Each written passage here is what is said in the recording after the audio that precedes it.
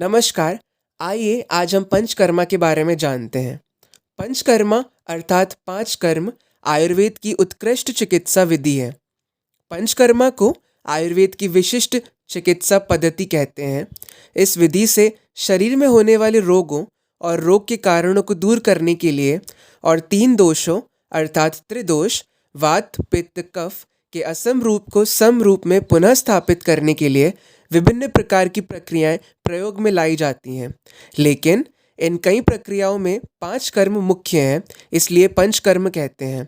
ये पांच कर्मों की प्रक्रियाएं कुछ इस प्रकार है: वमन, विरेचन, वस्ति अनुवासन, वस्ति आस्थापन, नस्य। Shifting towards Panchkarma in English edition, what are the benefits of Panchkarma? It completely purifies the body, riddance of toxin, speeding up the metabolism, reducing weight, enhancing the strength of digestive fire, opening up of blocked channels, relaxing the mind and body, rejuvenation of tissues, boost immunity, relieves stress. So, Panchkarma is a method of cleansing the body of all the unwanted waste after lubricating it. Panchkarma are five in number, hence the term five procedures. Panchkarma treatment is unique in the sense that it includes preventive, curative, and promotive actions for various diseases.